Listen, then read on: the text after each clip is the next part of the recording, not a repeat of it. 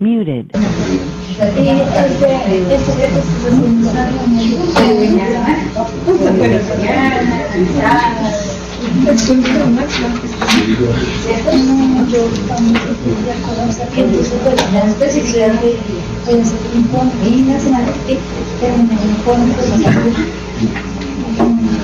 Para el cierre de una que quede decente y siendo paciente para firmar. Hola, Yamiro, ¿cómo estás? Como dice Julián, ¿Qué más? Ah, bueno. Bien. Aquí por saludarte. Ah, bueno. ¿No vi nada? ¿Es Carla? Sí, ay, yo no lo vi. ¿Y que venías en la ruta de ahorita? Sí, yo venía a la segunda, pero no, es que estoy recapacitando que cuando salí de la oficina y antes de salir no estaba él en el oficina. No sé si fue que tuvo que salir o que pronto viene ahora más tarde. ¿Y cómo te dices? Bien. ¿A mañana? Sí, ya. Al comienzo no es fácil. No, nada, es totalmente acostumbrarse. Porque es que no viene de una parte diferente. Sí. Cosas diferentes y cosas muy diferentes. Sí, compañeros diferentes. Sí, pero es... Compañeros muy colaboradores, ¿no? Pero tú también entraste con los... sí, Y ya cuando... no, pero es al comienzo, sí, ya, pero yo más o menos me lo esperaba. Ya después las cosas empiezan a rodar solas. Se acostumbra uno a sus compañeros. Uno a los compañeros de los compañeros.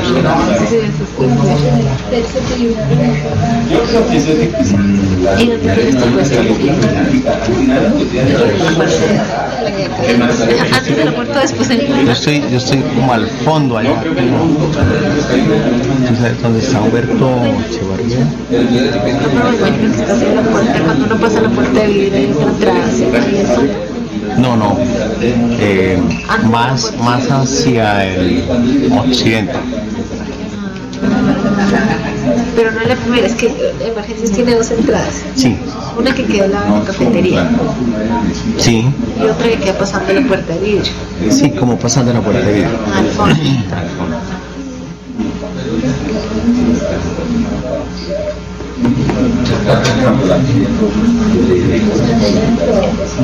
¿Y cómo te va con tus administradores? Bien. Ahorita con el trabajo que están devolviendo días. Uy, sí. Sí, demasiadas. Y no se sabe, entonces dicen un día que sí, otro día que no, y luego en un momento otro la entregan y toca tenerlo bien. Sí. Ayer estaba en... Y deberían hacerse cargo, o sea, no me parece, porque las concesiones, esas vías las entregamos y fue también en 2015, todas. No duraron 2 años. Pero por tan poco tiempo. Porque los modelos financieros se cayeron, o sea, no les dieron, entonces simplemente la reversan mientras revisan, pero entonces debería tomarla la ANI, ¿cierto? Si la ANI la tiene, no, se devuelve el IVA. Y es como, las que están igual, lo que pasa es que, o sea, hay muchas cosas, entonces, por ejemplo, las vías que devolvieron están sin atender porque los concesionarios ellos la tienen y hacen estudios y diseños en la primera parte y no atienden necesidades como huecos, ¿sí? Las entregan deterioradas y la enmienda recibe. Le toca invertir más. La enmienda la entrega súper bien, o sea, por lo menos con eso la anima. Y eso las están, digamos, en calzada sencilla, pero cuando ya han hecho calzada doble, el riesgo no tiene la infraestructura para atender calzada doble, porque la concesión tiene que circular. Nosotros sí, en cambio, no. Entonces es complicado. Sí, no está como bien. Lo que pasa es que no deberían devolver. Sí, pero si se caen es porque entonces no funcionan los modelos, pero eso debería como... O sea, debería haber algo que les diga, entonces, no sé, si no pusieran su cupo, pues se sienten su culpable. Debería haber el cierre financiero debería ser en los primeros 6 meses, una cosa así, o antes. Inclusive yo pienso que no debería haber eso. Si lo adjudicaron y ¿por qué no va a dar? Entonces, si no es que algo hicieron mal, entonces busquen un responsable. O sea, debe haber un responsable. Pero no hay, lo que yo veo es que no pasa. Pero a mí me cuesta trabajo que no, pues sí, obviamente no conozco las cifras, pero que vaya un cierre financiero en las vías. Yo ayer estuve en Santander. Estuve en San Gil, pero pues recorrí la vía de Bucaramanga y San Gil, que la están devolviendo. Sí, por eso fui para ir a Palenque. Esa le calzaba varios tramos. Esa sí, la que de todo el corredor al que le han hecho, realmente es al de Santander. Boyacá no, Cundinamarca una parte, pero la que más tiene doble calzada es... Pero eso le veo harto tráfico. Eso tiene que servir, mejor dicho. Sí, esa vía se entregó en el 2012. 13, 14, 15, 4 años.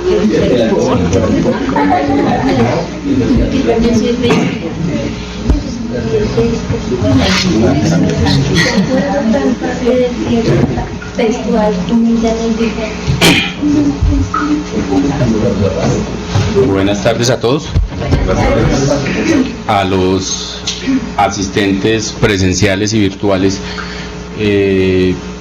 sobre todo los virtuales, un cordial saludo desde la distancia, ustedes también, por supuesto. Por favor me verifican si me están escuchando bien, me levantan la mano, por favor. Sí. Listo, muchísimas gracias por la respuesta. Bueno,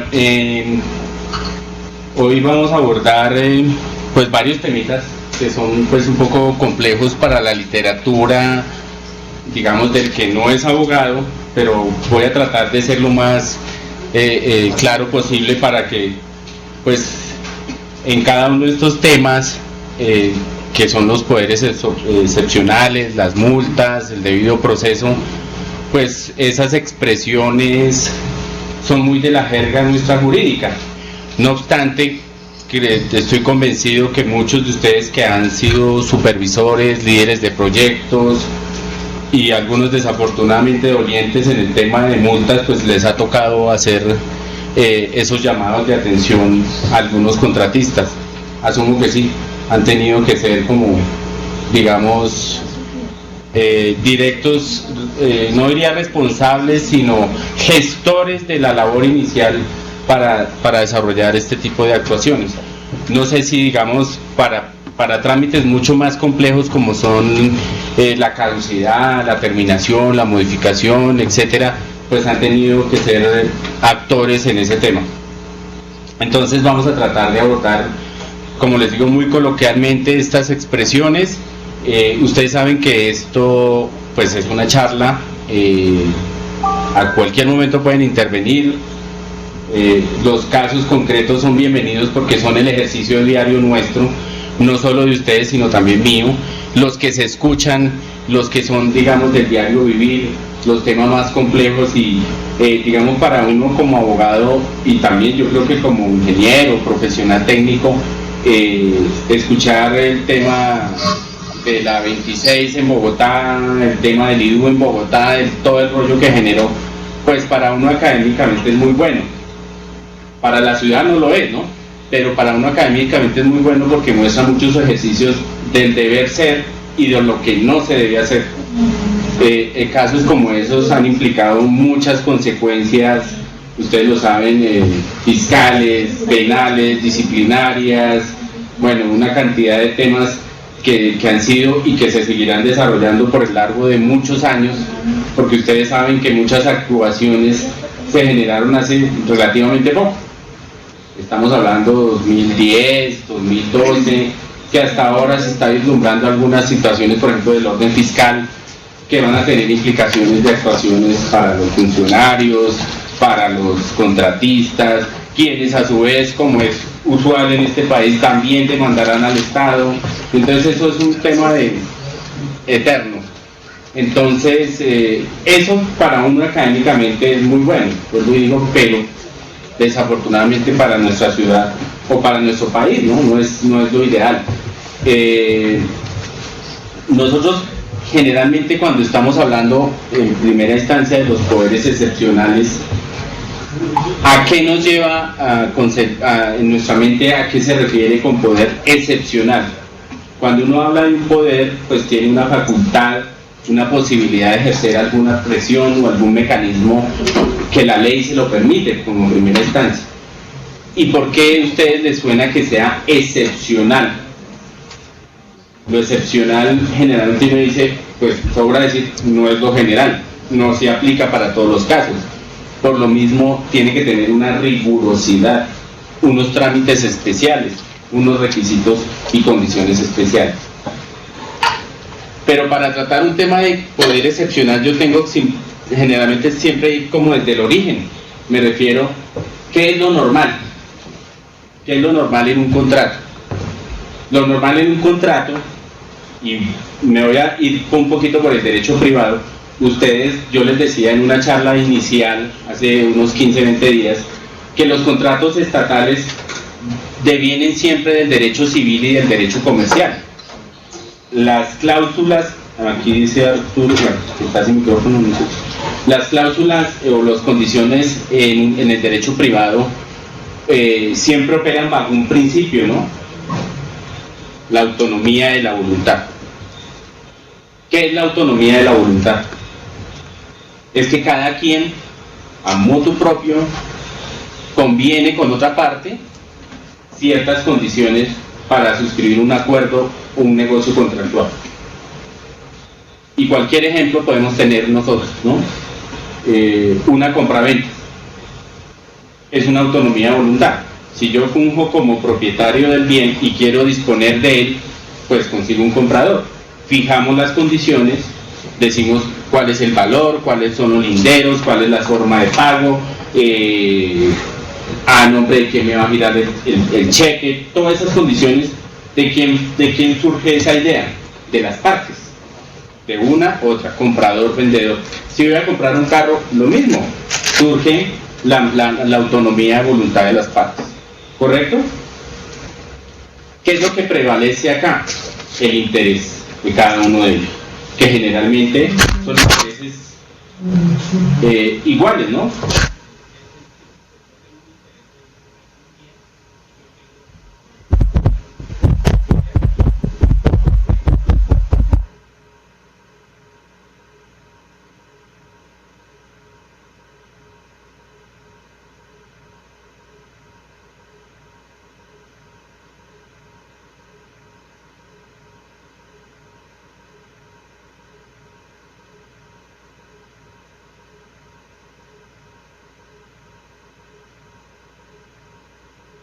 Son un estilo diferente, pero son cláusulas. Son las condiciones normales en que se suscribe un contrato. Entonces vamos a determinando unos horizontes en el derecho privado. ¿Cuál es el primero? No significa que tengan orden de importancia, pero pues la autonomía de la voluntad, ¿correcto? Es decir, lo que yo les digo, que cada quien libre y espontáneamente, en principio, recurrimos a otra parte para suscribir un acuerdo o un negocio contractual. ¿Cuál sería el segundo? La consagración, por ahí que siempre uno a veces ve coloquialmente que dice que el contrato es ley para las partes. Es decir, cuando yo me acerco a otra persona, lo que yo convenga con él es lo que nos rige. Y salvo que tenga condiciones que son ilegales o que sea suscrito por personas incapaces, y ahorita andamos un poquito en el tema, pues el contrato tal y cual quedó plasmado es ley para las partes. Yo no puedo decir en principio, cuando yo suscribo un contrato, sea cual fuere, que eso fue lo que no quise decir, que es que me equivoqué, porque uno dice, a veces como dicen, de malas, ¿sí? Por allá en el derecho hay una figura que dice que nadie puede ir en contra de sus propios actos. O sea, yo no puedo decir que yo no quise firmar eso porque no era mi intención, es que yo no quería, salvo un detalle. Y ahí van en juego aquellos requisitos que determinan la voluntad de la persona. Cuando yo suscribo un contrato, debe tener 4 elementos: que exista la capacidad. Y ustedes recuerdan que cuando hablábamos de la capacidad, es la posibilidad de una persona de adquirir derechos, contraer obligaciones. En principio se presume de todos nosotros. La ley excepcionalmente dice quiénes son incapaces. ¿Quiénes son incapaces? Los menores de edad. ¿Quiénes son incapaces más? Los interdictos, o sea, que tienen una limitación que impide determinar su voluntad, básicamente. ¿Quiénes son incapaces? Algunos que han sido declarados en procesos concursales o de quiebra. Esos son incapaces. Lo demás se presume de la capacidad. La capacidad se pregona tanto de las personas naturales como de las personas jurídicas. ¿Correcto? Yo tengo ya la capacidad, entonces tenemos que ver sobre qué cosa. Un objeto lícito. Los objetos lícitos pues son aquellos que no están por fuera del comercio, que no versan sobre bienes de imposible ejecución. Yo no puedo celebrar un contrato de compraventa del sol, pues porque es un objeto que se escapa de sus materiales. Yo no puedo suscribir un contrato de compraventa sobre un bien que está embargado porque empieza a decaer un poquito el tema de que el bien está por fuera del mercado. Entonces el que obró de esa manera está obrando de mala fe o con dolo, ¿cierto? Luego dice la causa lícita. La causa lícita básicamente es el origen que motiva la suscripción de un contrato. ¿Correcto? Y por último, no menos importante, el consentimiento. Entonces por eso les hacía la prevención que, por regla general, en un contrato de derecho privado opera la autonomía de la voluntad. Es decir, libre y espontáneo. Cualquiera se acerca. Salvo que haya algún sistema de presión que esté sujeto a violar ese elemento esencial de la persona, que es el consentimiento. ¿Sí? Tal vez les puedo mencionar algunos casos un poco crudos, pero en muchas ocasiones, desafortunadamente, en nuestra época de violencia, que todavía la tenemos a veces, pero forzaban a personas a suscribir contratos de compraventa sobre fincas, a riesgo de que, pues, contra su vida, ¿correcto? Hasta ahora en esos temas de restitución de tierras creo que se está viendo que mucha gente ha podido acreditar que vendió sus tierras bajo coerción, bajo amenaza. Entonces ahí hubo una violación a uno de las condiciones para suscribir un contrato libre de consentimiento, no tenía el consentimiento por sí, ¿correcto? Por regla general entonces los contratos en el derecho privado están sujetos a esas condiciones.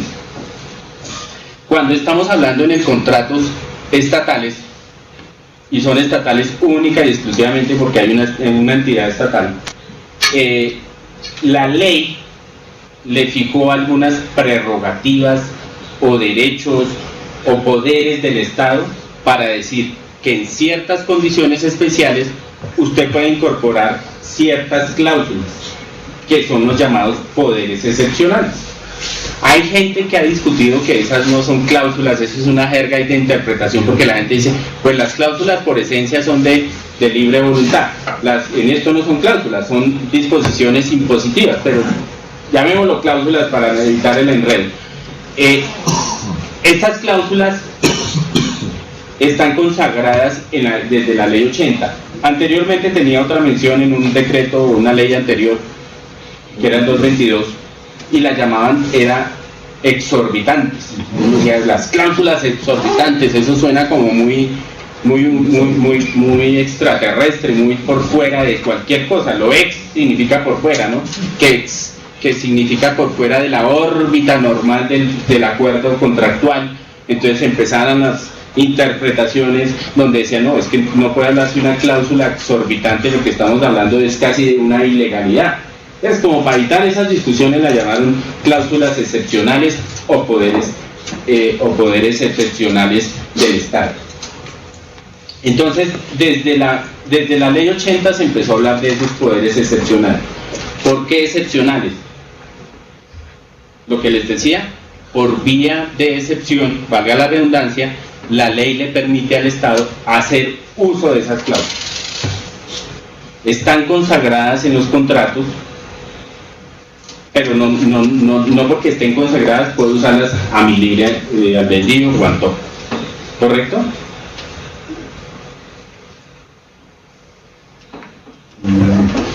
¿Me escuchan en las territoriales?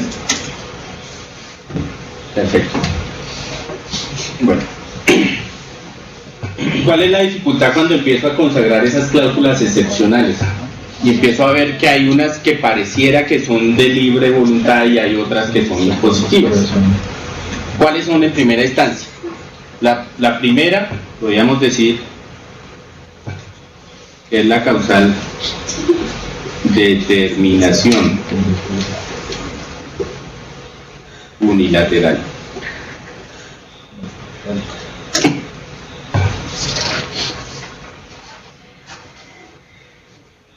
Yo generalmente no las pongo pues en orden porque pues el orden ahí no significa que una sea más importante de otra porque son iguales. ¿A qué lo lleva uno a esas cláusulas? Por ejemplo, la determinación.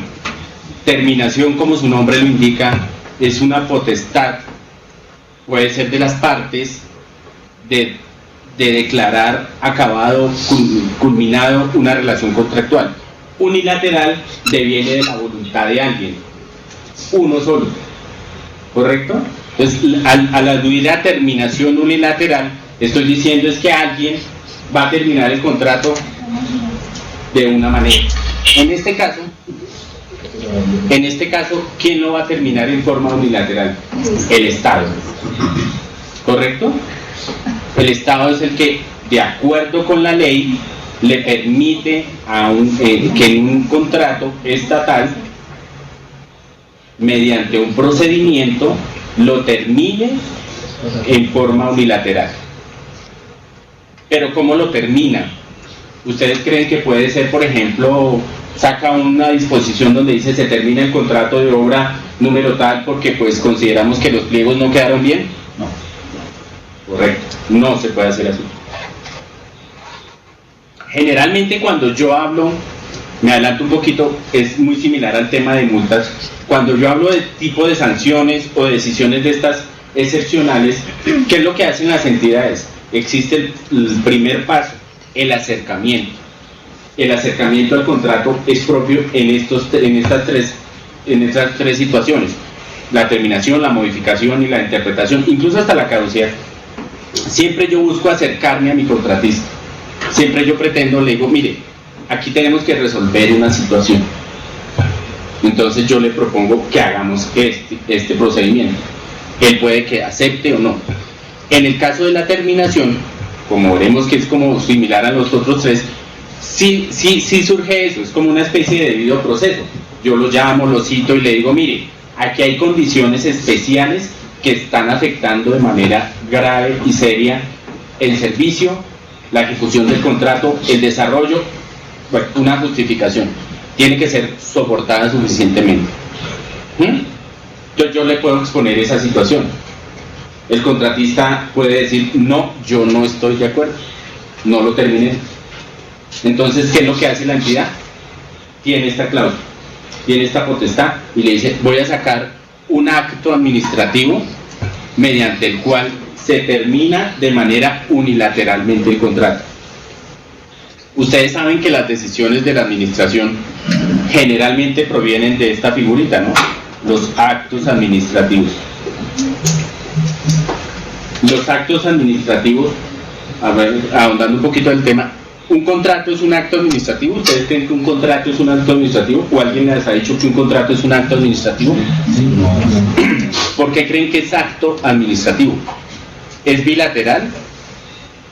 Por regla general los actos administrativos son unilaterales, porque provienen del Estado. Hay quienes dicen que, por ejemplo, la liquidación bilateral es un acto administrativo. Bueno, también es discutible, es otro tipo de situaciones jurídicas, pero por regla general el acto administrativo, y así lo dice por ahí el Código Contencioso, dice, es una manifestación del Estado en forma unilateral mediante el cual crea, modifica una situación administrativa. Cualquier acto administrativo que a ustedes se les ocurra. Lo que pasa es que en el caso de la liquidación para el comentar es de mutuo acuerdo cuando se presenta. Entonces, la parte. Claro, Exactamente. Igual discusión alguien tenía que si el contrato es un acto administrativo, no, es otro tipo de situación. Es una relación contractual que surge de forma bilateral. El acto administrativo por esencia es unilateral, proviene del Estado, expide generalmente una decisión mediante una resolución. Ya las formas se diferencian de las entidades, pero casi la mayoría usan las famosas resoluciones con números.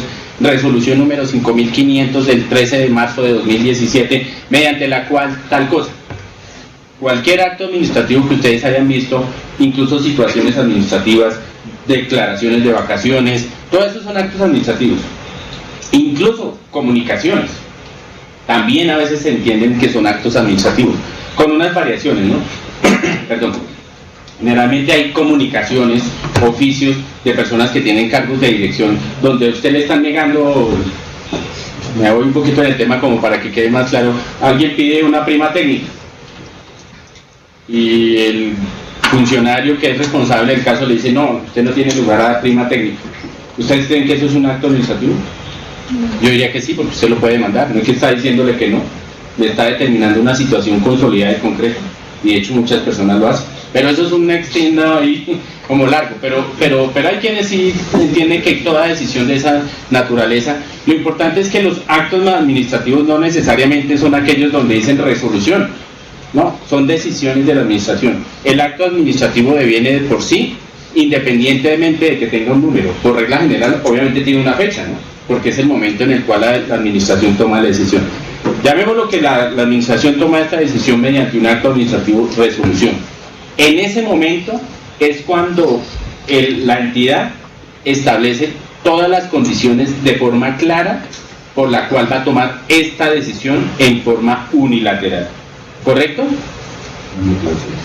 Es la llamada motivación, que es propia de casi todos los actos administrativos. Y yo diría casi de todos porque hay unos que no. Pero para este tema contractual, todas las situaciones administrativas tienen que ser motivadas y generalmente empiezan con su explicación, que el contrato se suscribió en tal fecha, que el valor fue tal, que el plazo estuvo tal cosa, que se presentó esta situación anormal durante la ejecución del contrato, una afectación grave. No sé si en obra pública han visto ahorita alguna terminación unilateral que hayan vivido ustedes, que son directos actores en este tema. ¿No han tenido ahorita terminaciones unilaterales? Eso casi ya no se da, pero ahí está la posibilidad.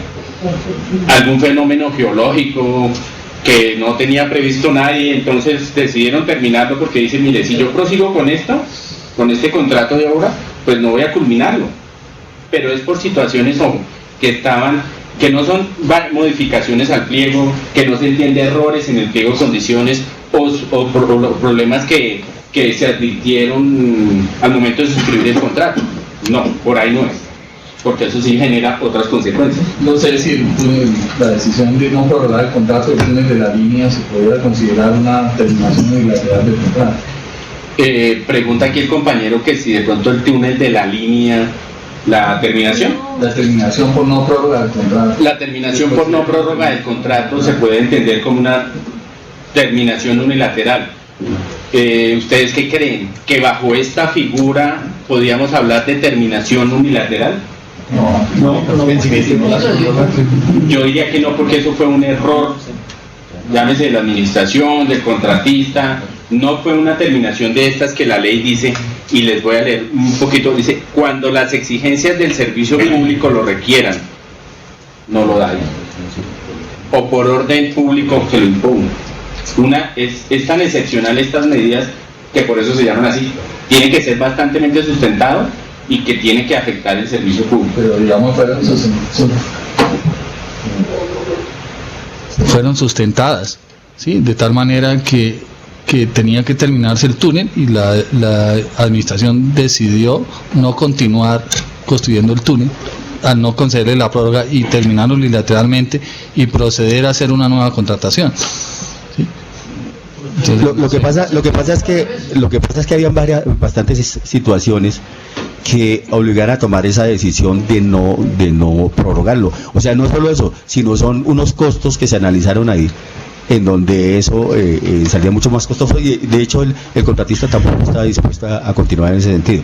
Yo creo que no es una terminación unilateral. La entidad no está obligada a prorrogar un contrato si no encuentras condición o justificación para hacerlo. Por lo tanto, el contrato no se terminó unilateralmente, sino por vencimiento de términos.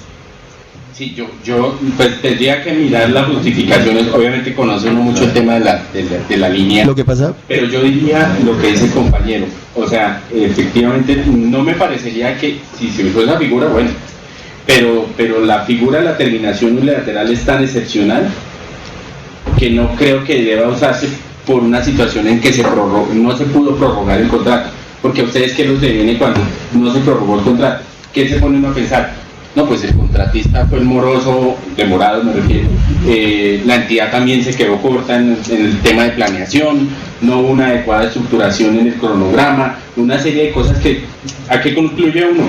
La estructura del proyecto no fue adecuada. Fue una situación que podía... Lo que pasa es que usted decía una cosa y es lo normal. Resulta que en carreteras eso no es tan normal, porque normalmente ocurre que los plazos no se cumplen por 50.000 razones y siempre se hace ese tipo de cosas. Excepcionalmente se cumple con el plazo de un contrato, excepcionalmente. Entonces hay muchas situaciones y más que la estructuración son otro tipo de situaciones que no son previsibles, ¿cierto? Entonces por eso se dan esos casos.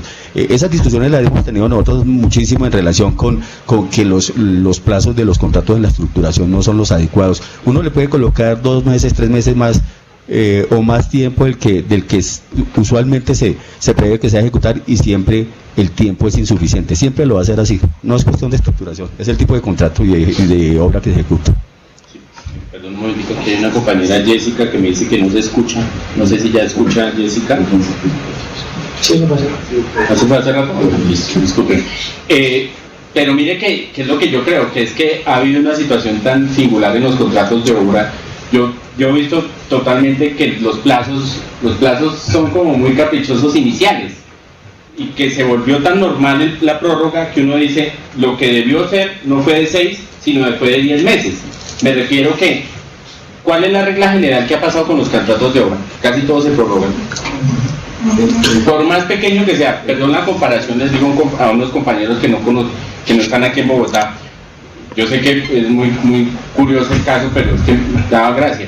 Ese arreglo que hicieron aquí hace como a 500 metros, ahí cerca de la 26 con Rojas, esa vaina no duraba 2 semanas y lo prorrogaron 1 mes. Pues dijeron lo que medianamente uno, que no, obviamente no soy ingeniero, pero para nada, pero uno dice, es que encontraron que es que el relleno no era no soportaba mucho y que no había que hacer un cambio en las placas, y uno dice, pero esa vaina se veía como que había que hacerlo así. 50 años, sí, o sea, uno veía que eso se estaba hundiendo cada rato y le dicen a uno eso, dice, pero eso no me parece muy creíble. Lo cual lo lleva a uno que casi siempre los contratos de obra casi siempre se prorrogan. Eso se volvió lo normal. Ustedes me corrigen que eso no es normal. Pero eso no es malo, o sea, yo voy a decir algo que no debería decir, eso no es malo, pues uno no ve una situación ahí que siempre le muestran a uno que la planeación y no sé qué, lo que pasa es que en situaciones como el túnel de la línea, no sé, tal vez desbordó todas las proyecciones posibles, pero bajo la figura de la terminación unilateral por no prórroga del contrato, no me parece. No, el vencimiento terminó eso. Eso fue otra situación. No, porque es que lo que se da es en el micrófono. Elecciones y prórrogas se da la motivación por la cual no se concede la pero usaron la figura de terminación unilateral bajo este contrato. No, por eso le decía si podría no sé, yo creería que no, es un magnífico ejemplo el que usted da, pero creería que no. No sé, uno tendría que empezar como el casismo, tal vez si, qué sé yo, si de pronto estaba bien el contratista, estábamos juiciosos todos, y pues descubrieron que por ahí de la primera un movimiento telúrico, dijeron no, por aquí no se puede porque resulta que se está moviendo mucho la tierra, entonces no podemos hacer por acá sino por este otro lado. O sea, me disculpan los ejemplos de abogado como muy chistosos, pero puede ser eso. Entonces ahí uno dice, bueno, ahí sí operaría la terminación unilateral. Porque de fondo se produciría una posible demanda por la no prórroga. Claro. Contratista. Ustedes saben que aquí eso se volvió un derecho fundamental, demandar. Entonces, es posible. Pero en este caso las terminaciones no operan por esa figura. La más esencial en obra pública, por ejemplo, son temas, yo diría, geológicos, no sé, como siempre dices que las exigencias del servicio público lo requieran o cuando afecta el interés social. Pues yo no conozco ahorita casos concretos recientes sobre temas de terminaciones unilaterales que afecten obras. He visto otros, claro. Sí. Pero mire, ese por ejemplo, ¿ustedes creen que fue una terminación unilateral? ¿O que hubiera podido operar? Aquí fue lo que hicieron, fue otra cosa. Es otra cosa. Sí, otra cosa que no la he entendido, pero porque eso fue Roberto quería terminar. No. Ellos querían seguir su obra. Claro, aquí nos ponen un ejemplo buenísimo y es el tema de tan sonado Odebrecht, que pues creo que ya todos lo conocimos. Pero ahí surgieron muchas vainas, ¿no? Temas mediáticos, presión, temas penales, eso se volvió una cosa mundial. Entonces, pues yo también entiendo el que está sentado acá y dice, no, es que el señor quiere que se prorrogue el contrato, usted no firma. Eso es un tema ya de miedo. Y si quieren escuchar más, usted escuchaba, perdón la redundancia, a los proveedores de esos contratistas decían, no, el señor paga bien y cumplido. Es otra cosa. Entonces uno dice, aquí pasa otra cosa. Pero si Odebrecht no quería terminarlo y se terminó, lo terminó la otra parte. Por eso es lo unilateral. Entonces ahí, digamos, el Estado lo que hizo, ahí intervino Procuraduría y dijo, no más. Sí, es un tema muy fuerte, muy denso, que esos casos usted los va a ver reflejados judicialmente en unos 4 o 5 años y uno empieza a ver qué fue lo que pasó. Seguramente algunas demandas podrá ganarse, otras no. Bueno, eso es complejo. Aquí lo que sucede generalmente es la afectación del servicio, pero hay otra figura que casi no la manejamos y es esencial. Voy a decirles un tema como muy como el ABC. Cuando hay un contrato, pues hay dos partes, ¿correcto? Sí. Pues si se muere una, pues eso es una causal de terminación. La muerte de una de las partes, sobra decir del contratista, pues por sí termina el contrato. Los contratos no pueden cederse por vía de sucesión ni nada de esas cosas, porque digamos que es una especie de intuito persona, ¿no? Yo lo escogí a usted por un proceso licitatorio, por un proceso contractual. Si la persona natural fallece o la sociedad se liquida y no hubo un proceso de cesión del contrato, ni una fusión, ni una absorción, ni nada de eso, pues el contrato por sí debe terminarse en forma unilateral. ¿Correcto? Como todo acto administrativo, las terminaciones unilaterales son susceptibles de recursos. ¿Qué significa eso? Que al yo establecer en un acto administrativo, llámese resolución, la decisión de terminar unilateralmente el contrato, número tal, a partir de tal fecha, yo tengo que decir, como entidad, estoy obligada a decirle que es susceptible el recurso de reposición. El recurso de reposición, para los que no han escuchado mucho el tema, es un medio que el derecho administrativo le permite a los ciudadanos, a los usuarios, contratistas, de impugnar la decisión, de controvertirla. ¿Y por qué es de reposición? Porque se interpone ante la misma persona que tomó la decisión. ¿Sí? Entonces, el recurso de reposición se interpone ante el director general del INVIAS si fue el que promovió la decisión, ante el subsecretario no sé qué si fue el que promovió la decisión. ¿Correcto? En estos casos, el recurso que impera es el de reposición. Aquí no hay apelación. ¿Ustedes saben qué es la apelación? La decisión que se toma por el inmediato superior. Ustedes dirán, pero ¿por qué no hay apelación? La ley primero de contratación señala que solo es susceptible de recurso de reposición, y es que por regla general las decisiones de la administración en este tipo de actuaciones de contratación obran en virtud de delegación. Allá en el INVIAS hay un director, hay subdirectores, supongo yo. ¿Se llaman subdirectores? Imagino que todos ellos tienen delegaciones. La delegación es suscrita por el director de INVIAS, donde le dice, delégase en el director de pavimentos, como se llame, la posibilidad de suscribir contratos en no sé qué, si sé cuándo, hasta tal cuantía, en tales condiciones, delégase en el director de talento humano los actos que profiere sobre situaciones administrativas. Todo eso son delegaciones. ¿Qué significa la delegación? Que él actúa como si fuera el director. En estricto sentido no hay apelación, porque él hace como si fuera el director. Esa es la figura más o menos de la delegación. Al ser susceptible de reposición, la persona, el contratista, tiene la posibilidad de interponer el recurso y tiene que responderse. Hay un término más, es como de 10 días hábiles, 15 días hábiles para notificarlo. Existe un tema de procedimiento administrativo, pero él tiene la posibilidad de interponer el recurso durante el término, dentro de los 10 días siguientes a que se notifique. Hay que notificarlo, y notificarlo significa surtir un procedimiento de comunicación. La notificación es una comunicación, pero es más compleja. Hay que remitírselo a la dirección que él reportó como la última a su domicilio, se manda por correo certificado, o si está presente se le hace decir que se le notifica esta decisión. ¿Para qué? Para que él tenga la posibilidad de impugnar la decisión. Si él no está de acuerdo, se impugna. ¿Correcto? ¿Qué es lo que debe hacer la administración? Decidir. Mire todo el tiempo que puede transcurrir en estas decisiones de terminación unilateral, o cualquiera de estas tres. Al decidir, lo hace en la misma forma en que tomó la decisión, o sea, con otro acto administrativo, con otra resolución, donde dice que por medio de la cual se resuelve el recurso de reposición interpuesto por la firma tal y tal y tal. ¿Correcto? Generalmente las entidades, ¿qué es lo que hacen? Confirmar la decisión. Y hasta ahí llega la decisión por la vía administrativa, es decir, en las entidades.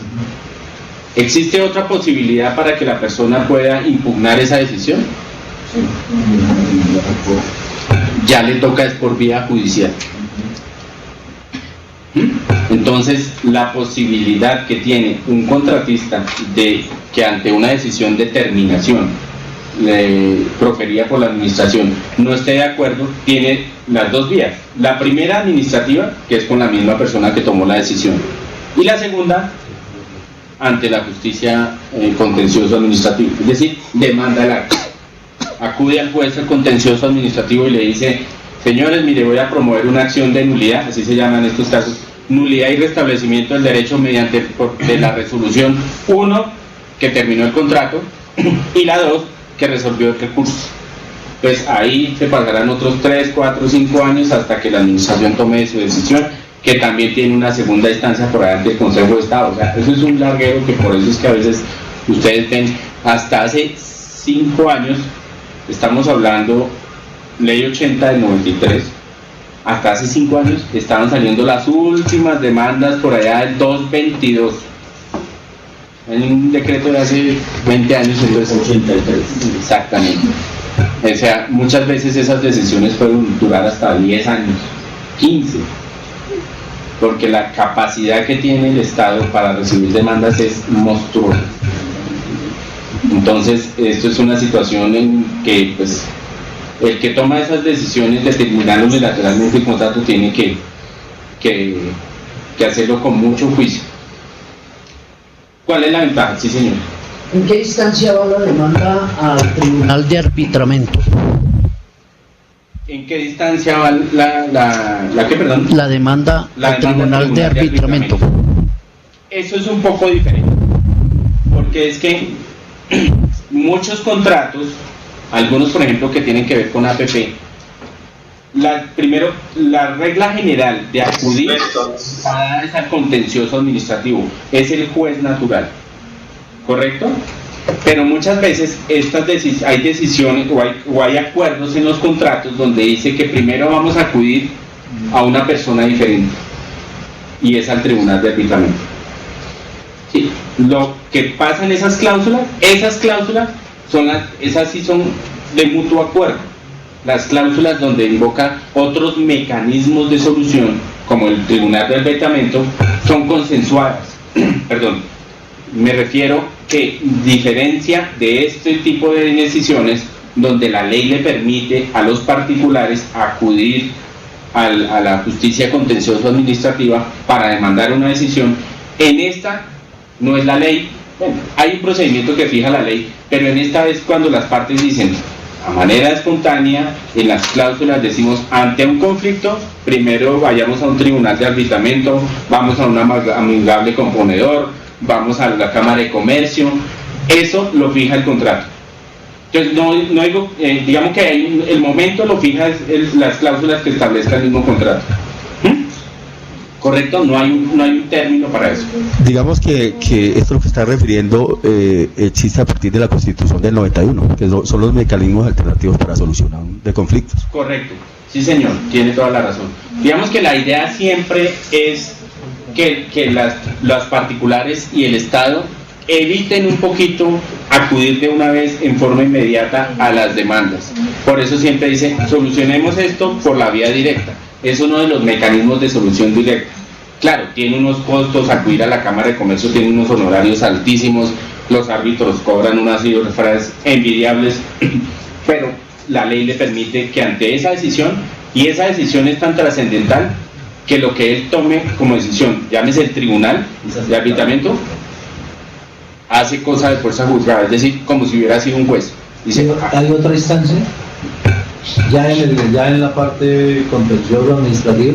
Sí. Se cierra. Digamos que por escala, dependiendo de las cuantías, existen 3 instancias. Digamos, hasta hace unos años no habían jueces administrativos. A partir de hace unos 5 años ya están instalados los jueces administrativos. Anteriormente, una demanda en contra del Estado por temas contractuales, por ejemplo, iban al tribunal. ¿A cuál? Al del que fuera competente. En el caso de Bogotá, el tribunal era Cundinamarca. Pues si el lugar del domicilio de las partes era Cundinamarca, o la ejecución del contrato era Cundinamarca.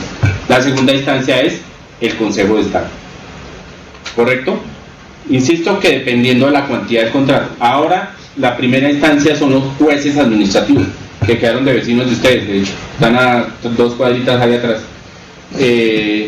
Son los jueces administrativos. Y la segunda instancia puede ser el tribunal. Excepcionalmente puede llegar al Consejo de Estado mediante una acción que se llama de revisión, unas cosas ahí como complejas jurídicas, pero generalmente ahí casi que no diría que son 3 instancias, sino la ley permite que dependiendo de la situación, usted tiene siempre, el Estado siempre fija una segunda instancia para mecanismos de solución judiciales. Y a veces son de única porque la cuantía es pequeña, pero casi siempre va a ser una. Nadie demanda un contrato de 5 millones de pesos, o 10, estamos hablando de cuantías enormes, entonces generalmente aquí es la segunda instancia, ¿correcto? Pero las cláusulas compromisorias, los acuerdos negociables, los tribunales de arbitramiento son fijados por las partes. Entonces generalmente están fijadas desde el inicio, desde los pliegos de condiciones, y en eso pues a veces también se pueden extender. Hay tribunales que son constituidos por personas demasiado profesionales, demasiado capaces en el tema, y la decisión de ellos es compleja. Igual son los llamados amigables componedores. Casi siempre es uno solo, donde es un técnico, donde dice, la decisión es esta.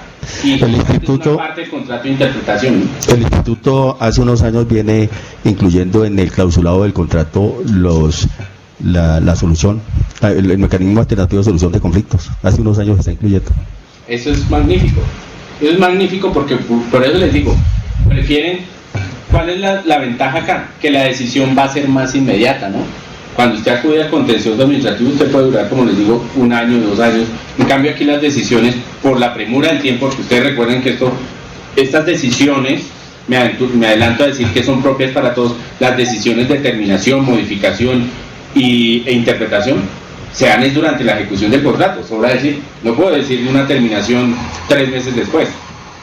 Entonces, por lo mismo, por lo que ustedes se dan cuenta que puede demorar esto, entre una decisión de la administración, un acto administrativo, una impugnación, una confirmación de resolución, se acabó el contrato. Pues, no, o sea, se puede pasar el término.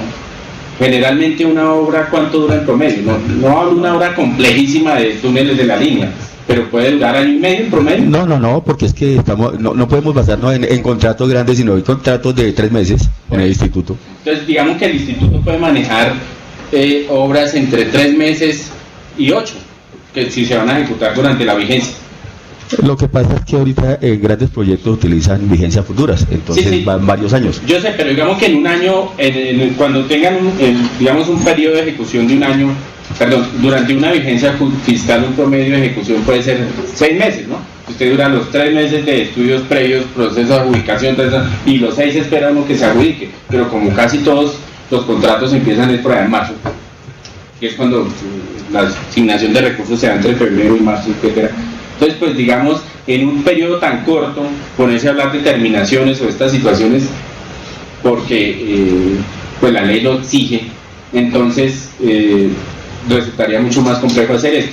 Cuando hay amigables componedores o tribunales de arbitramiento, pues creo que no duran, después de instalado, un mes.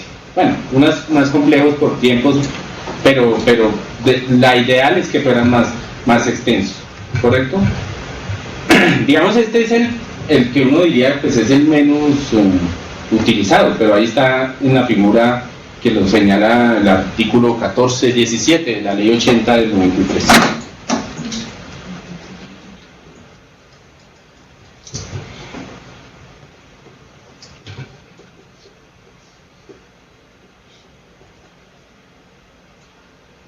Miremos de la modificación unilateral.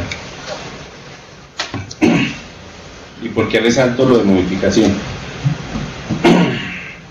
Con la misma previsión que establece la ley para la terminación unilateral, se establece algo similar para la modificación unilateral. Es decir, primera regla es excepcional, ¿no? Tiene que haber unas condiciones para que yo modifique unilateralmente el contrato. ¿Y ustedes qué les suena? ¿Por qué resalto aquí la modificación unilateral? Dicen, pues es que para eso están las modificaciones bilaterales. Esas son otra historia. Modificaciones bilaterales surgen a diario en el contrato. Nosotros en las áreas jurídicas le ponemos como 5 tipos de nombre a las modificaciones, ¿no? Entonces están los otros sí, las adendas, las aclaraciones, las prórrogas, la segunda prórroga, la modificación, en la segunda adenda, la modificación 1. Son modificaciones. Como quieran llamarlo, una prórroga es una modificación al plazo, ¿no? Ahí lo que pasa es que usualmente a veces decimos las modificaciones contractuales tienen que ver con condiciones técnicas, con plazos de ejecución, con variaciones en algún trayecto de la obra, qué sé yo. Entonces, por eso usamos toda esa jerga. Pero en últimas, las modificaciones unilaterales, al igual que las terminaciones, son manifestaciones de la entidad en forma unilateral, donde también surge un proceso de acercamiento. Y así lo dice el artículo 16. Dice que durante la ejecución del contrato y para evitar la paralización o la afectación grave del servicio público, o sea, casi lo mismo en la terminación, y que se requieren introducir variaciones en el contrato, y previamente las partes no llegan al acuerdo respectivo, ¿sí? Entonces aquí estamos hablando que primero siempre es el mecanismo que establece la ley y el derecho civil. Ante un conflicto yo primero me acerco, ¿no? Entonces el arreglo directo es lo que llaman. La modificación unilateral es eso, es que primero me acerco porque hay una afectación seria en el servicio y entonces le digo, mire, modifiquemos el contrato. ¿Y en qué condiciones? No.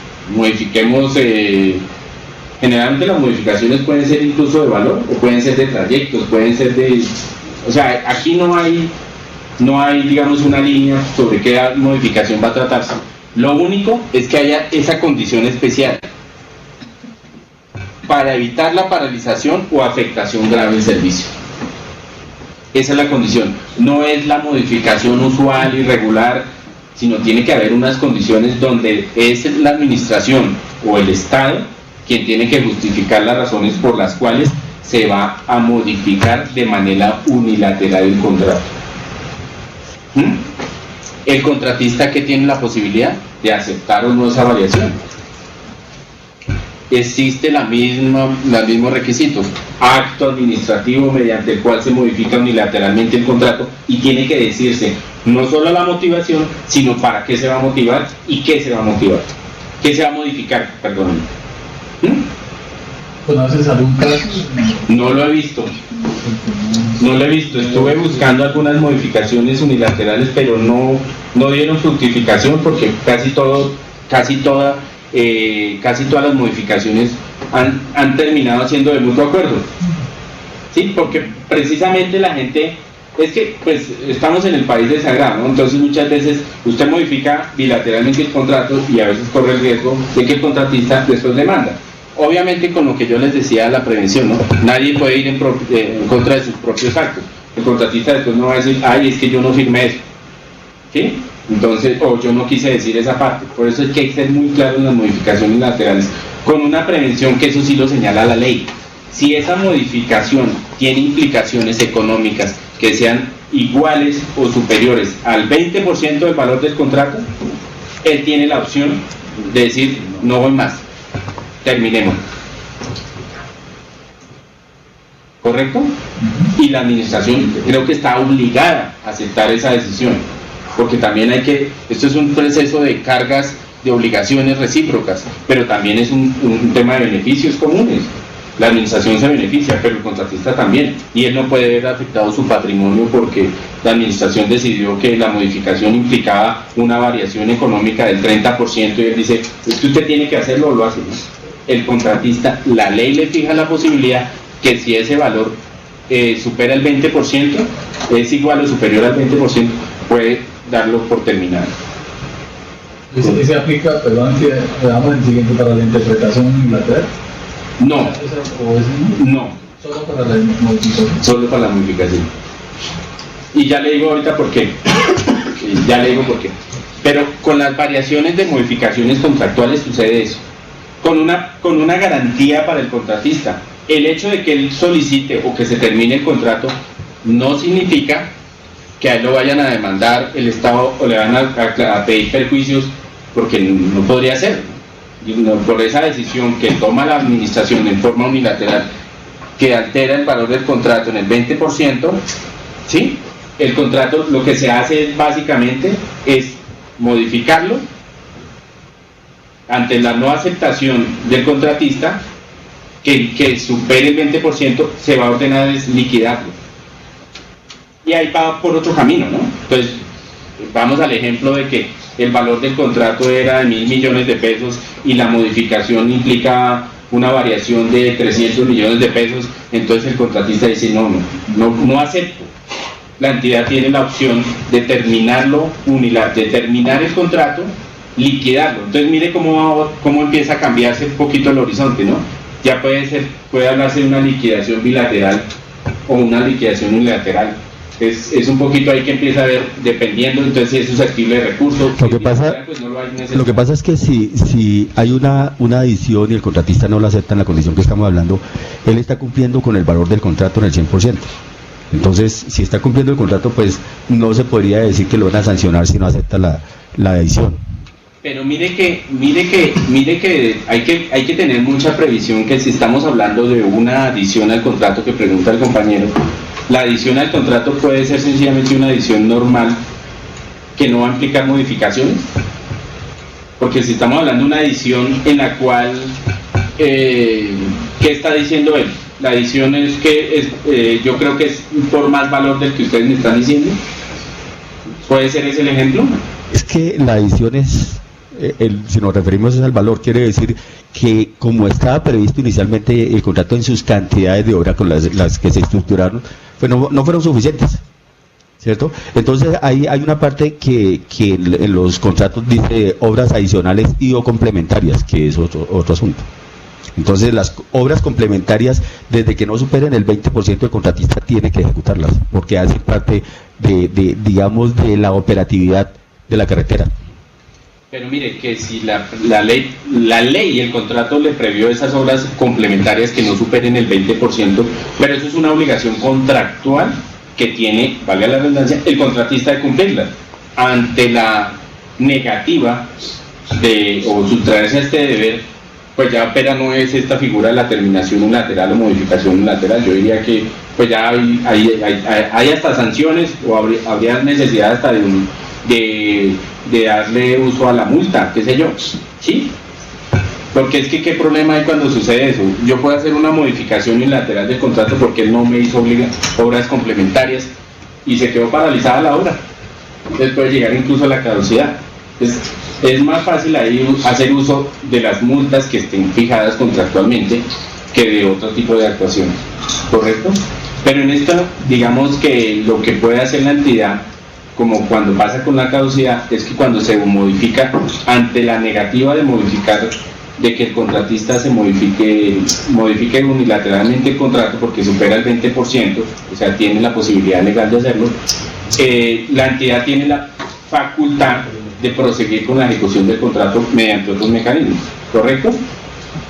Insisto, sin que haya un perjuicio diferente a la terminación, a la modificación unilateral o a la terminación por este efecto a cargo del contratista, porque pues él dice, si supera el 20%, pues yo tengo el derecho, porque la ley me lo permite, de no aceptar esas condiciones. Cuando está por debajo, entonces ahí se opera esta modificación unilateral y él está obligado a hacerlo. Lo que pasa es que, igual lo que les decía, ¿no? Opera el recurso de reposición, la impugnación, etcétera. Entonces ahí se puede ir otro tiempo y se acaba el contrato y ya empieza usted con un debate jurídico que qué hacemos con esos actos, ¿correcto? Diferente, aunque con las mismas condiciones, es lo que aquí decía el compañero de la interpretación unilateral.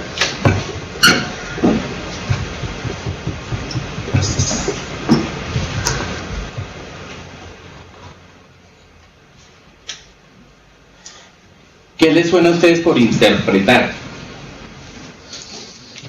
No es el tema musical, sino la interpretación en nuestro sentido más natural es darle a entender a cualquier expresión, a un parágrafo, el sentido natural, ¿no?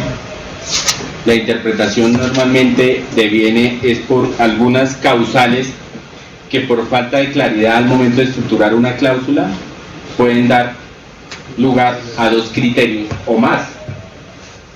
Nosotros coloquialmente hablando a veces decimos que cuando hay dos abogados hay tres conceptos, ¿sí?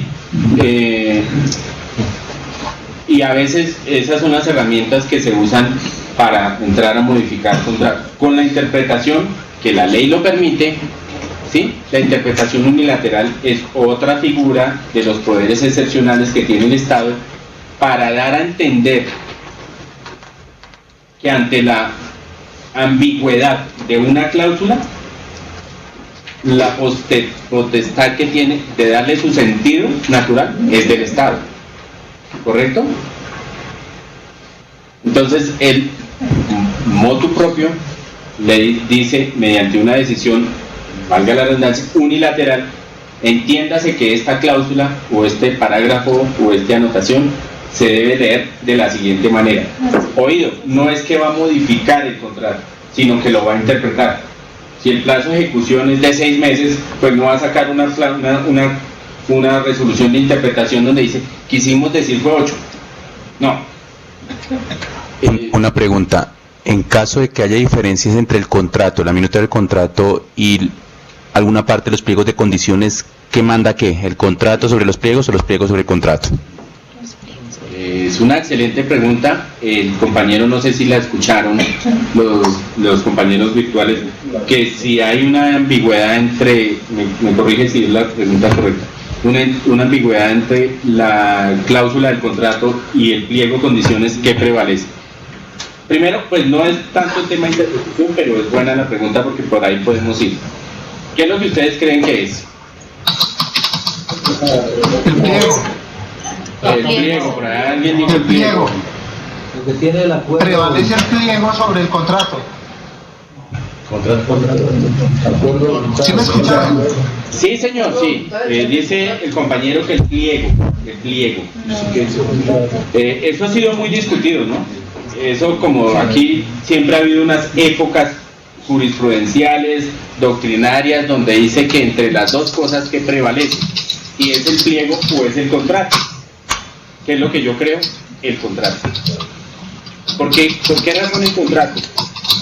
Es que si hay situaciones en las que el pliego tiene unas condiciones y en el contrato se fijaron otras, ¿Cuál es la última decisión de las partes? El contrato.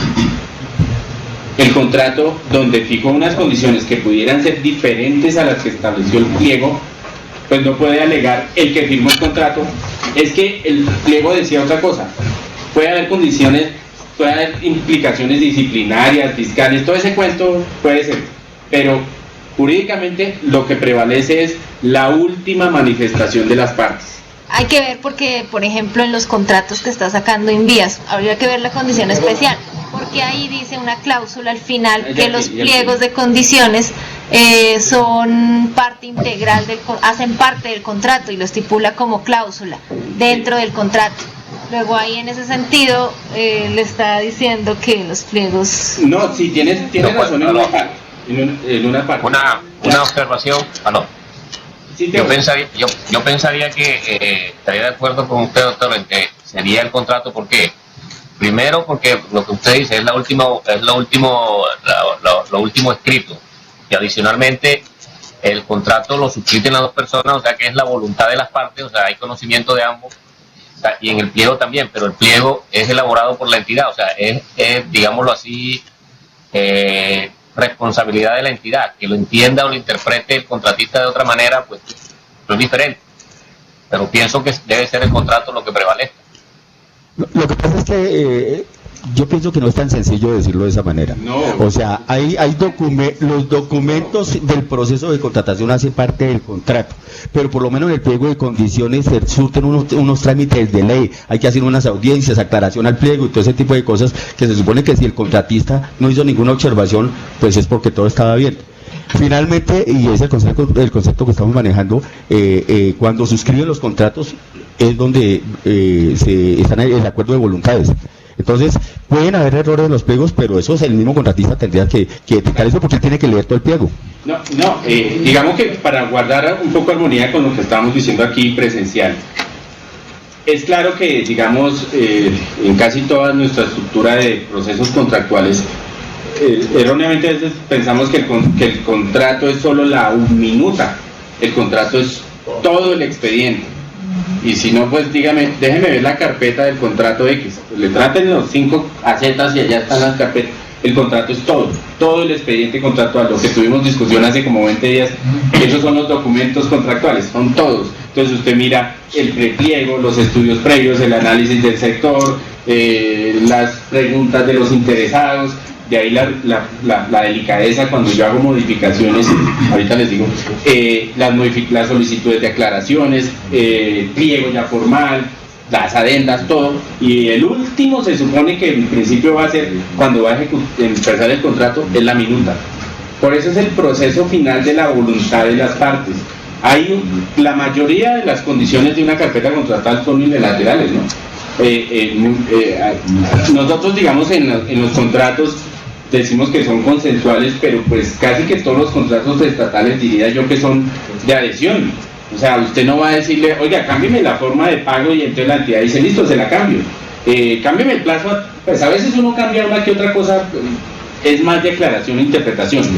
Pero la parte final que determina la situación ante una ambigüedad es el contrato. El contratista no puede alegar después, es que el pliego decía que el plazo de ejecución debía contarse desde la entrega del predio, y usted me está contando desde que suscribimos el contrato, porque en el contrato dijo desde que lo suscribimos el contrato. ¿Qué cambió ahí? Pues fue en el contrato donde se tomó la última decisión. Vuelvo y digo, la embarramos, el pliego quedó mal.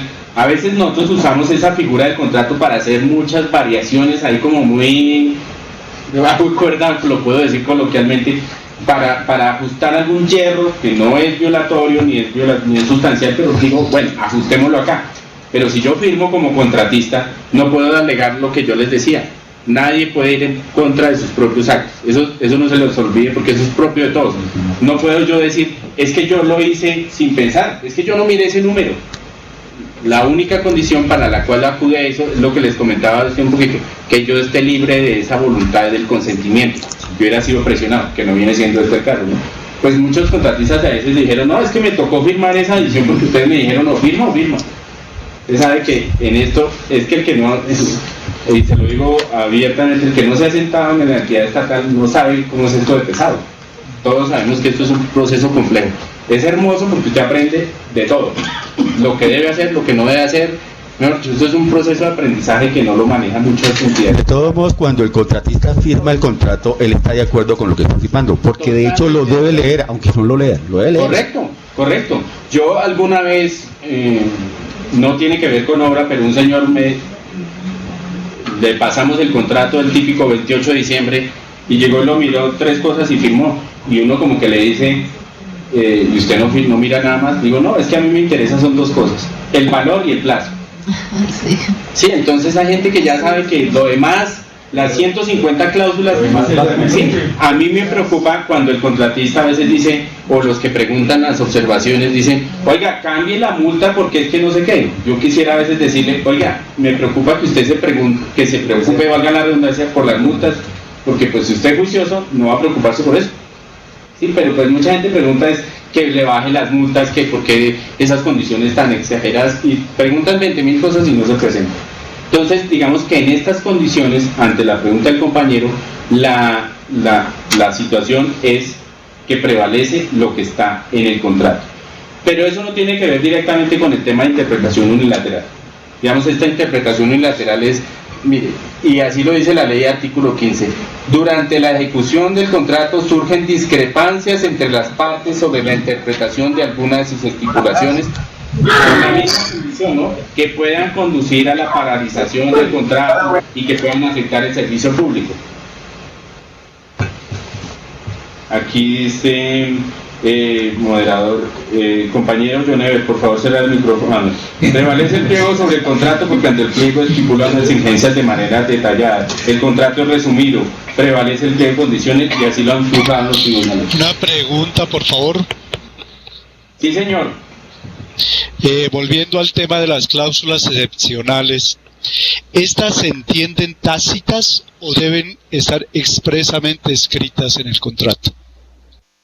Ahorita culminamos el tema de los 3 tipos de cláusulas, pero se lo anticipo, para los contratos que la ley dispone que son obligatorias, dice exactamente la ley que se encuentran inmersas aunque no hayan quedado incorporadas. Eso es una figura muy especial, ¿sí? Las cláusulas excepcionales, así no hayan quedado en la minuta del contrato, se entiende que están. Y ya le digo en cuáles contratos. Básicamente, digamos, estas 3 causales de poderes excepcionales, hay otras 2 que ahorita las manejamos, pero estas 2 son muy similares, ¿no? Están tendientes a modificar el contrato, a modificarlo vía terminación, vía interpretación o vía modificación, ¿correcto? Ahora sí lo que preguntaba el compañero virtual, ya, señor. ¿Que no nos habla un poco de por qué se le atribuyó este tipo de cosas al Estado? ¿Se oye? ¿Por qué se le da este tipo de poderes al Estado? ¿Por qué se le dan este tipo de poderes al Estado? Pregunta el compañero. ¿De dónde nace?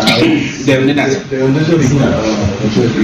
Pues, no, digamos que históricamente siempre se ha entendido, eso ha sido una crítica y es una buena pregunta.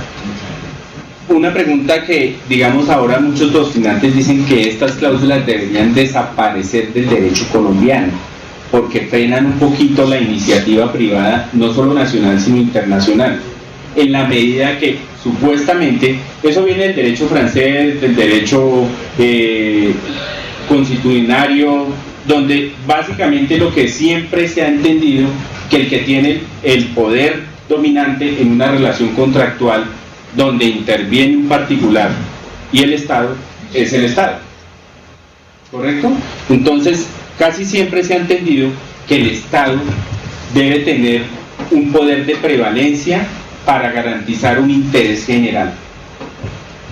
El poder de dirección lo tiene el Estado, y en nuestra norma de contratación está consagrado por ahí en el artículo 14, donde dice una de las facultades del Estado, de las entidades del Estado, es ejercer la dirección del contrato, garantizar la prestación de los servicios. Entonces, digamos, el sentido que ha tenido estas cláusulas de terminación, modificación y interpretación siempre es bajo el supuesto de que es el Estado el que debe garantizar la prestación de un servicio público. ¿Cuál es la crítica? Si ustedes se dan cuenta, muchas de esas cosas pueden ser temas de errores del Estado. Una interpretación unilateral a veces dice uno, uy, pero ¿qué pasó acá? Dijimos una cosa y pensamos otra. ¿Qué puede surgir ahí? Pues que fue un error del Estado, evidentemente. Entonces, digamos que lo que se ha buscado es mantener el poder, la potestad de modificar el contrato y que eso no le genere, en principio, consecuencias onerosas a la administración. ¿Correcto? ¿Y es común en el mundo este tipo de...? No, sabe que han ido decayendo muchas de esas cláusulas. Por ejemplo, pues casi siempre nosotros tenemos como referencia internacional Francia de muchos años, porque pues es la base del derecho civil colombiano, el derecho civil chileno, argentino, pero casi estas cláusulas no tienen ahora mucha aplicación. De hecho, la que más podría tener es la terminación, pero las que son de interpretación se están trayendo, y miren que implícitamente hemos ido quitando algunas de ellas. ¿Y cuáles son? Por ejemplo, la interpretación unilateral. Porque ya casi no se usa, porque para eso las entidades están haciendo uso de otros mecanismos que la ley lo decía hace muchos años: los arreglos directos, los tribunales, los amigables componedores. Entonces dice uno, prefiero que alguien tome una decisión en forma inmediata, que es una persona capacitada, donde dice, la cláusula debe entenderse así. Y yo, en tiempo en que estaba en el IDU, creo que ha sido uno de los vanguardistas con ustedes en temas de tribunales de arbitramiento y amigables componedores, donde se contrataba a una persona, obviamente se le pagaban unos honorarios y concertaban quién iba a tomar la decisión, si es un amigable componedor, para determinar algún ítem. No es un ítem de 100 pesos, obviamente es un ítem bastante costoso, donde dice, esa es la decisión. Y miren que es una interpretación que va ido perdiendo su fuerza. Entonces usted se da cuenta que ¿alguno conoce alguno de esos tres casos que haya pasado recientemente o por fuera? ¿Han escuchado alguna figura de determinación unilateral, modificación unilateral o interpretación? Ninguno. Yo no recuerdo haber visto esto hace años, casi desde que empezó a surgir la potestad, pero siempre se quiso mantener como ese poder del Estado de decir, yo puedo cambiar cuando quiera. Una pregunta. La divergencia no viene siendo una interpretación unilateral. Me explico. Finalmente es la entidad, el delegado de la entidad, quien toma la decisión final entre controversias. ¿No se puede tomar como interpretación unilateral? Perdóname, no te entendí el contexto de la pregunta. Un contrato establece que las divergencias son entendidas por un representante de la entidad. Incluso tiene, digamos, también niveles. Llega a la unidad ejecutora, luego sigue el jefe de la unidad ejecutora. Pero finalmente es una decisión de la entidad. Esas divergencias, ¿no se puede interpretar la decisión final como una interpretación unilateral? Pues yo diría que en un sentido muy filosófico sí, pues porque en últimas la decisión es del Estado, ¿no? De la administración, del INVIAS. Lo que pasa es que, a diferencia de esta interpretación unilateral, esa interpretación unilateral es consensual, porque entiendo que quedó en el contrato donde dice que suscribimos un acuerdo donde hay una diferencia, si hay una discrepancia sobre un tema, la decisión última la toma del Estado. Entonces, pareciera que es unilateral, pero terminó siendo consensual. Nosotros nos pusimos de acuerdo, es muy curioso, ¿no? Porque nos ponemos de acuerdo que ante una discrepancia, la decisión suya es la que manda. Lo que pasa es que y es una buena decisión, es una buena estrategia para no llegar a esto, porque todas estas cosas casi siempre, compañeros, pueden generar actuaciones posteriores, demandas, bueno, qué sé yo, consecuencias económicas para el Estado. Entonces por eso es que siempre la ley lo que le dijo, para que usted llegue allá arriba, tiene que tener unas condiciones supremamente especiales, afectación grave del servicio, va y defina eso en la realidad. Entonces por eso es que para llegar allá casi usted no lo ve. Por eso digo, y hay muchos doctrinantes en materia de derecho nuestros que dicen, esto ya debería desaparecer, porque para eso el Estado ha fijado muchos mecanismos de solución de conflictos, las leyes de mecanismo, la 1563 creo que establece mecanismos, es una ley grandísima pero muy buena, donde habla muchos mecanismos para solucionar por vía directa las controversias, y los contratos ahora lo plasman.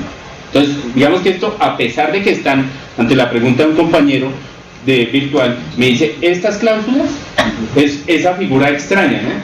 Aunque usted, el que hizo la minuta del contrato, dijo, miércoles, vamos a suscribir un contrato de obra, y se nos olvidó meter esta terminación unilateral y modificación. Ahora más tarde o mañana, miren lo que dice la terminación, modificación y interpretación en las minutas. Algunos lo pegan, a otros no. Entonces dice, se entienden en incorporar la interpretación, modificación y terminación conforme con los dispuestos en los artículos 15, 16 y 17 de la ley 80. Y ya. Entonces, pues quite esa vaina, hombre. Se le olvidó al funcionario que hace la minuta del contrato y dice, no, terrible. No, la ley le dice que en contratos, por ejemplo, de obra, de concesión o ahora de APP, en aquellos donde hay monopolios rentísticos, por ejemplo los del alcohol, los contratos de distribución de licores, se entienden incorporadas esas cláusulas aunque no estén en la minuta del contrato. Es una cosa extraña, ¿no? Pero ahí está la ley. Así, y es la misma potestad que tiene el Estado, que la ley le fijó para que diga, si usted se le olvida dejarlas, no se preocupe, están incorporadas ahí.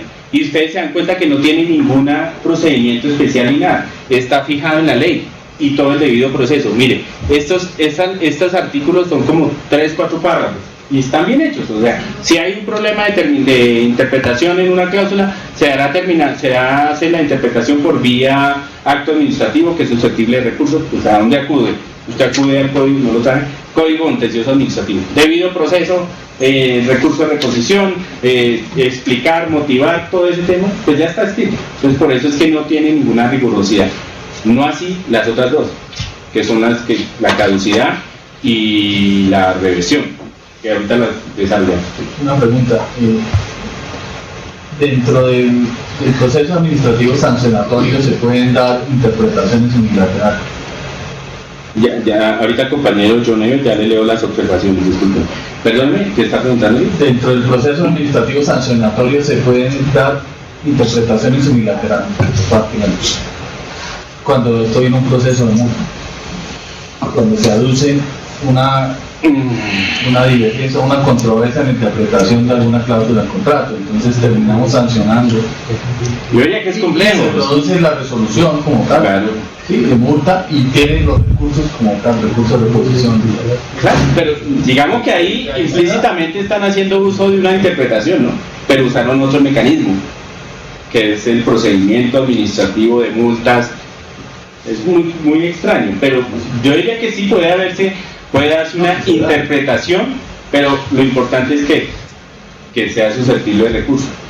Yo diría que es lo que pienso, pues es un poco complejo hacer uso de modificaciones contractuales vía interpretación en instancias donde se está debatiendo ese cumplimiento del contrato. Pero puede darse. Porque, bueno, es la estrategia del contratista, ¿no? Es que yo no sé cuál podría...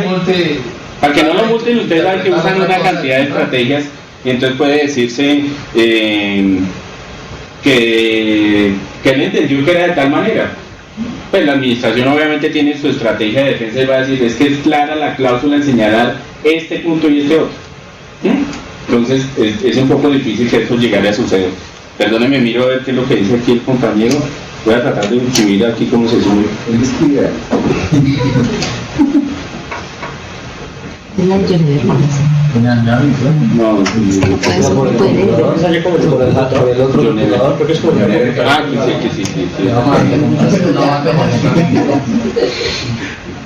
No, con el portátil, si la suben el portátil, si Mauro coloca el portátil. Aquí, John Ever dice, pero a ver si No, por eso la primera dice interpretación unilateral es la explicación que por derecho propio hace el autor del pliego, o sea la entidad. Ya lo vimos. Prevalece el pliego sobre el contrato por cuanto el pliego estipula una exigencia de manera detallada. El contrato es resumido, prevalece el pliego de condiciones y así lo han fijado en los tribunales.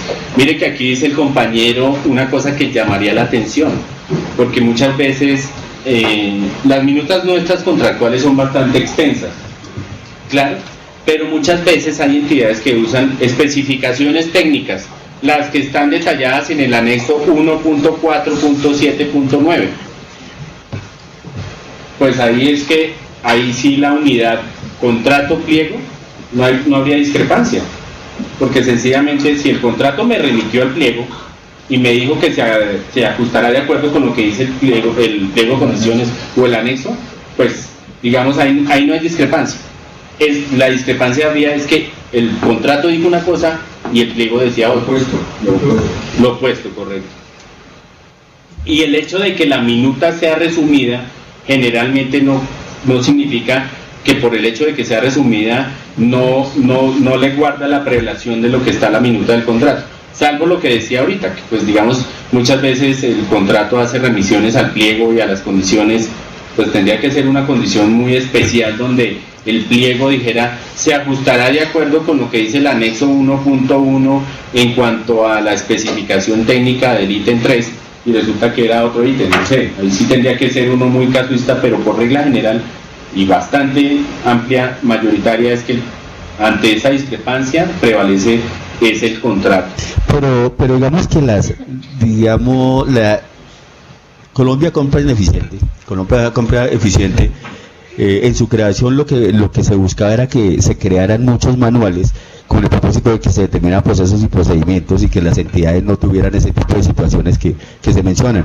Ejemplo, el instituto tiene unas especificaciones y lo único que hace es nombrar las especificaciones generales para la construcción de carreteras. Distinto es que el proyecto tenga especificaciones particulares.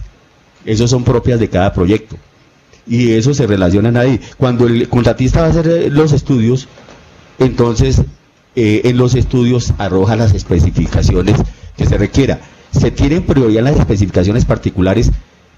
Dice, si en las especificaciones que se van a utilizar en el proyecto no están contempladas en las especificaciones generales, entonces se hacen particulares, pero en realidad priman las especificaciones particulares sobre las generales en los proyectos.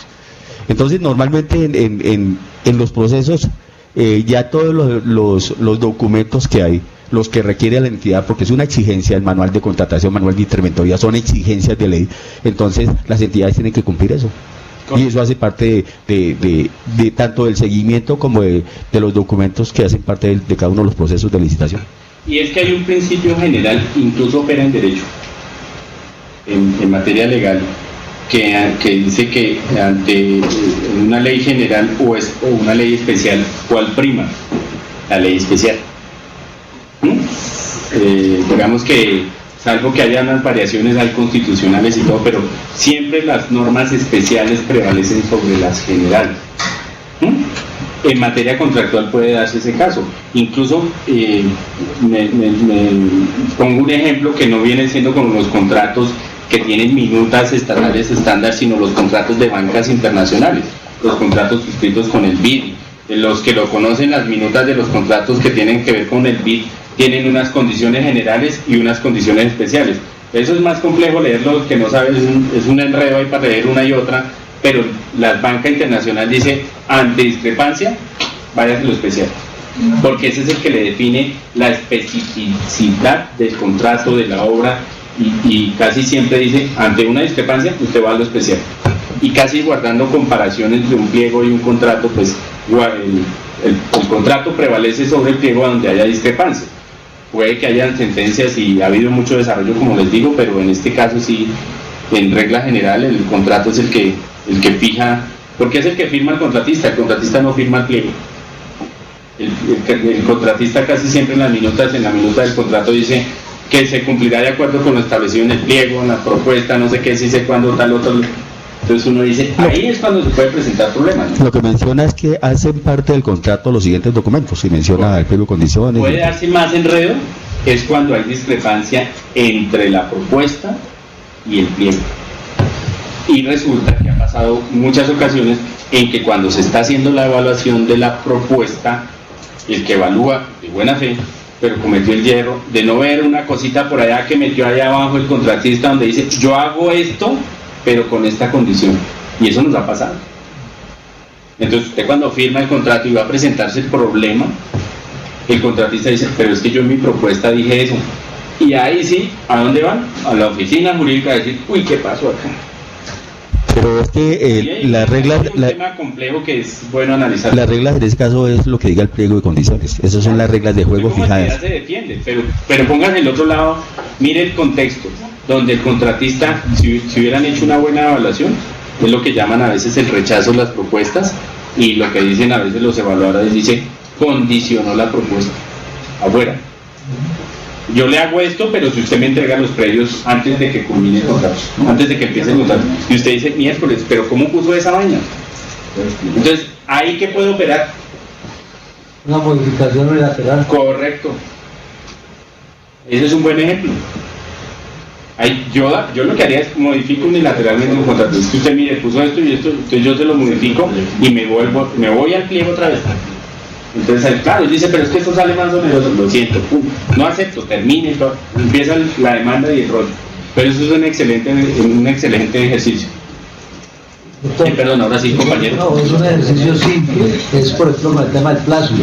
El estudio previo, el pliego me dice el plazo son 5 meses. Monté el contrato sobre una minuta que tengo previa y apareció 6 meses en el contrato y yo suscrito.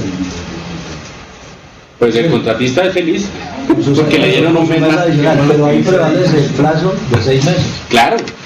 Hasta que no haya una aclaración o hasta que no haya la modificación unilateral sustentada. Ustedes saben que siempre usted empieza a negociar. Y usted va con el contratista y le dice, mire, cometimos este hierro y en vez de 5 dijimos 6. Esto es un rompecabezas tan complejo en el Estado colombiano que usted empieza a tener muchas variables. Ese plazo me va a afectar, bueno, nos favorece en últimas, hagámoslo, dejémoslo así, digamos así, pero resulta que como esos contratos tienen control, controles internos, controles de procuraduría, órganos de control, ¿usted por qué cambió el plazo de contrato? Y dice, uy, no, yo no veo esa pela. Entonces, ¿qué es lo que hago? Hagamos un otro, sí, donde dijimos que no obstante el contrato en el pliego decía que era 5, decidimos reorganizar el cronograma y lo hacemos por 6. Es lo más sano, ¿no? O si usted llega y le dice al contratista, qué pena, me equivoqué, y no era 6, sino 5. Lo siento. Modifíquenlo unilateralmente, pero es que eso afecta gravemente el servicio. Eso es una afectación grave al servicio público, eso lo va a alterar. ¿No? Les digo, no lo acepto modificar. Entonces, y también hay que tener en cuenta el periodo, ese ejercicio. Digamos que usted estaría tranquilo si el contrato terminara en noviembre, pero si el plazo le implicaba a diciembre y empieza a ver que no tiene vigencia futura, si todo ese término, entonces no, aquí me voy con reservas y se me forma un problema mayor. O sea, es posible que eso llegara a suceder, ¿no? ¿Correcto? Espera a ver qué... compañero, sí, lo que decía sobre los poderes excepcionales del Estado, pues es la potestad que siempre les tiene el Estado, el cabeza nuestra, Lindías, de ser el dueño de la obra. No se le olvide que pues por más que yo concesione o entregue una obra, pues el dueño de la obra va a ser el Estado. Creo que no había más por mis compañeros, no sé si había otra observación virtual. ¿No? Listo. Entonces, estas 3 cláusulas están incorporadas en el contrato, como les digo, aunque no lo establezca para los contratos de obra, los contratos de explotaciones económicas de monopolios, como puedo decirles, contratos donde algunas licoreras suscriben contratos con personas naturales o jurídicas para la distribución de licor en un territorio, en un departamento, están incorporadas esas cláusulas, los contratos de concesión y en los contratos actuales de APP que tienen que ver con obras también. ¿Sí? Estas cláusulas no necesariamente están incorporadas en los contratos de suministro y de prestación de servicio. La ley lo que le faculta es que son, digamos, pueden, si usted quiere incorporarlas, las incorpora, si no, no las incorpora. Y ahí está la discusión de si son consensuales. No son consensuales, porque pues Usted no se sienta con un contratista de suministro a decir, ¿será que las metemos?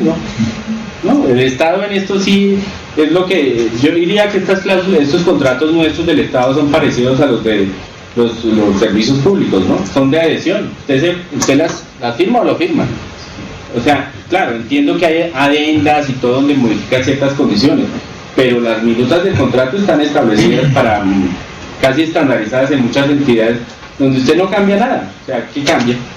Lo que se cambia casi siempre por adenda son un plazo de entrega de algún ítem, alguna variación, una norma técnica, excluye alguna cosa pequeña, pero en principio las cláusulas son esas o son esas. Usted no puede llegar como contratista y decir, no, quiten esa vaina de multas porque pues yo lo voy a cumplir. Bueno, que se las van a quitar. Usualmente lo que se cambia es el objeto, valor, plazo y el nombre del contratista, en términos generales. Acaba de decir que usualmente lo que se cambia es el objeto. ¿El qué? ¿El valor? Valor, plazo. El instituto, mejor dicho, tiene varias minutas, ¿cierto? Dependiendo de los tipos de contrato. Digamos, un contrato que no aplica ajustes, pues tiene una minuta específica para eso. Lo mismo de los convenios tienen sus minutas. Hay casos especiales en donde aún las garantías se modifican por el tipo de contrato que se suscribe. Ejemplo, un contrato que es desmontaje de un puente. Entonces no aplica la misma póliza de garantía que usualmente se aplica o se exige para los contratos de obra, ¿cierto? Pero son análisis que se han hecho y tiene otro tipo de seguros, pero son contratos, digamos, específicos en ese sentido. Pero yo ahí sí le hago una apreciación, una observación, pues entiendo que cuando dicen que usualmente las entidades lo que modifican es el valor, es fruto de una adición, o de pronto algún yerro que se cometió de decir que el valor no era este sino este, pero sí creo que tendría discrepancia en que se cambie el objeto. El objeto forma parte de los requisitos esenciales de un contrato. En principio el objeto no se puede cambiar. No, a lo que yo me estoy refiriendo es a la minuta tipo. Es que en los contratos tipo, lo único que hay que cambiar es el objeto, el plazo. Ah, ya. Sí, los modelos, entiendo. Los modelos, sí, porque yo ya dije, no, el objeto usted no lo cambia. El objeto es la esencia del contrato. Sí. Listo. Gracias, pues buena la apreciación. Les decía que en unos contratos, el de suministros de prestación de servicios, no son concertadas, entre comillas, estas cláusulas. En unos contratos no se incluyen, no se necesitan, no son obligatorias. Hay quienes han interpretado muy extremadamente que cuando se dice no son obligatorias no significa que no se puedan incorporar. No, para mí es que no se meten. Y punto. Usted sabe que siempre hay el jurista que le dice, es que cuando dice no es obligatorio, pues no necesita. No es obligatorio que usted venga, porque tiene que venir, ¿no? Si usted no viene, pues ya tendrá otras consecuencias. No se requieren. ¿En cuáles contratos? Por ejemplo, los contratos interadministrativos. Sobra decir que, pues, entre pares, entre primos, el Estado no puede decir, no puede haber situaciones complejas de demandas, aunque pues las hay, no es que no puede, las hay, claro que sí las hay. Complejas, sí. Entonces, no, lo que pasa es que la ley le dice que no es necesario las pólizas, pero eso no quiere decir que no las pueda pedir. No me refiero a pólizas, me refiero a estas cláusulas. La cláusula de terminación, modificación.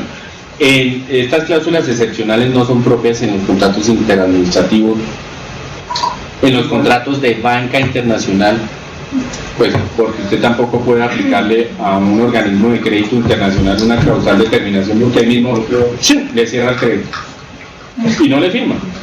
En los contratos de seguro no son obligatorios. ¿Y por qué razón? Pues porque en los contratos de seguro general, como las normas del contrato de seguro son especiales y están reguladas por el Código de Comercio, un contrato de seguro usted no puede aplicarle condiciones diferentes a las que establecen las normas comerciales. Usted no puede interpretar una cláusula porque pues son de adhesión, casi todos los contratos de seguro son de adhesión. Usted, un contrato de seguro de automóvil, usted no puede decir, no, quíteme esta vaina, ¿no? Le pone amparos adicionales. Entonces, en ese tipo de contratos no se requiere. ¿Correcto? ¿A qué horas hacemos el receso? ¿Seguimos o...? ¿No hacemos un receso? No, es que no han llegado los... No, pero es que ahorita lo que sigue es lo de la caducidad, no sé si para no cortar un problema, ¿parece? Compañeros, si les parece, hacemos ya los visuales. Sí, listo. Entonces, hagamos el receso una vez para no cortar.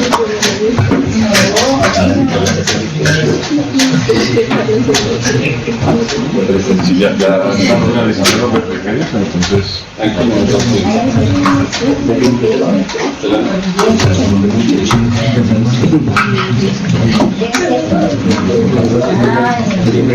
la izquierda. Y los de centro derecha.